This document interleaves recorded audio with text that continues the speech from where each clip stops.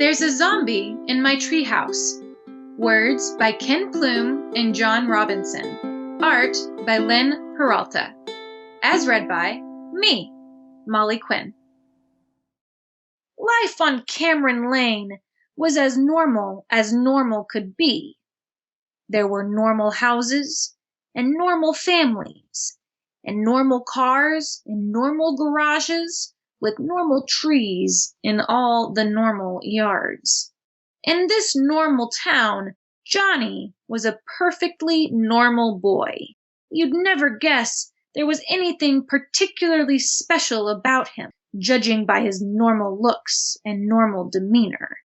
In fact, he was just a normal boy. What wasn't normal, however, was the tree in his yard. Well, not the tree, really. It was just a normal tree. It wasn't even the treehouse nestled in its lofty limbs. That was normal too. On normal days, Johnny would come home after school and play in the treehouse.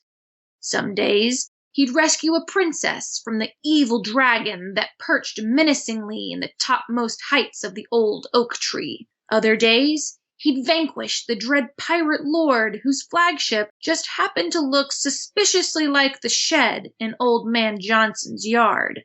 Sometimes, he even managed to save the Ruby Galaxy from the monstrous Zorgo, when his mother didn't make him come in too early. There came a day, however, not that long ago, when Johnny found something abnormal in his normal life. It was the day that Johnny discovered a zombie in his treehouse.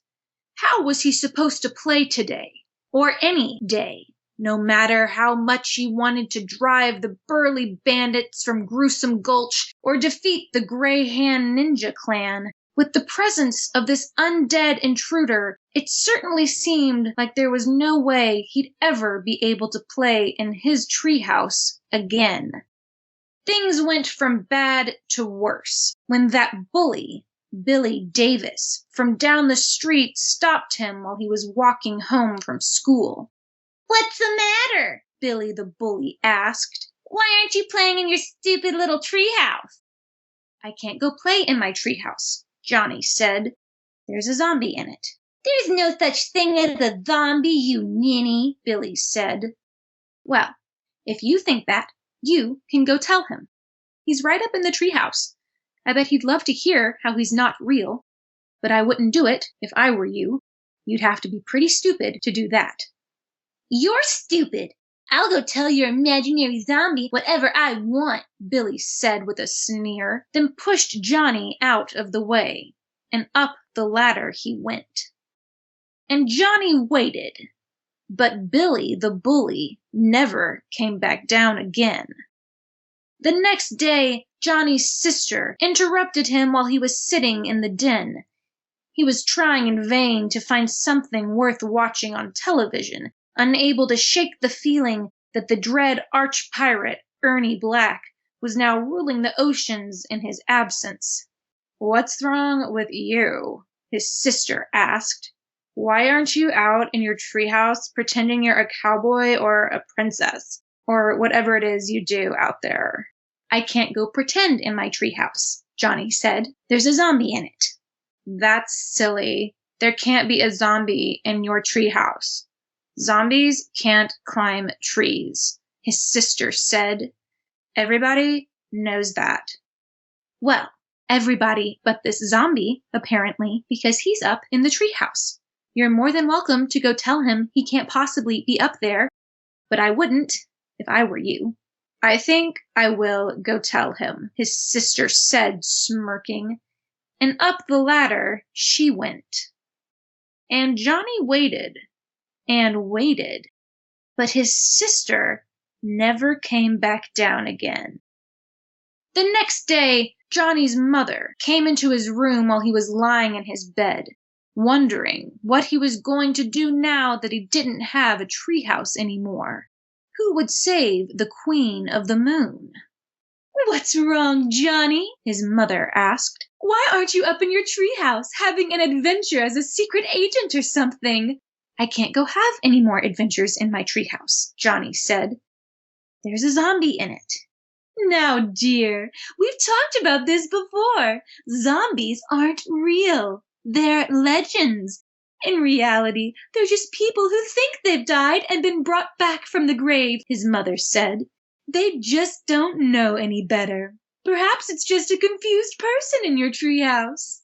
Well, the zombie in my treehouse definitely doesn't know any better, because he's real and he's up there right now. It'd be great if someone could unconfuse him so he'd go away, but I wouldn't do it if I were you. Nonsense! I will go tell that poor deluded man right this instant, his mother said, and up the ladder she went. And Johnny waited, and waited, and waited, but his mother never came back down again. The next day, Johnny's father came into the kitchen while Johnny was sitting at the breakfast table, building the Great Pyramid out of cookies. Johnny, why are you moping about in here? His father asked. And have you seen your mother and sister? Johnny sighed. I'm in here because I can't go up in my treehouse and play. There's a zombie in it. And Mom and Sis went up to go take care of him. His father said. Well, I hope they remember that it takes a nice strong blow to the head to stop a zombie. And really, if it's only one zombie, he should be easy enough to deal with. I'm surprised and a little disappointed you weren't able to solve this problem on your own. Well, he seemed to be more than I could handle, Dad, because he's still up in the treehouse. Maybe you could show me how to do it, so I could have my treehouse back. I'd be sure to take notes so I could handle the next one. But maybe you should get some help, just in case. Oh, poppycock, son! If it's only one zombie, I won't need anyone else. Dad'll show you how it's done straight away, his father said, as he grabbed a sledgehammer and up the ladder he went. And Johnny waited, and waited, and waited, and waited. But his father never came back down again. Johnny is still waiting for someone who can help him with his zombie problem. Because although it's nice to have the bully gone, and he does miss his mother and his father and his sister, mostly, he really, really misses his treehouse.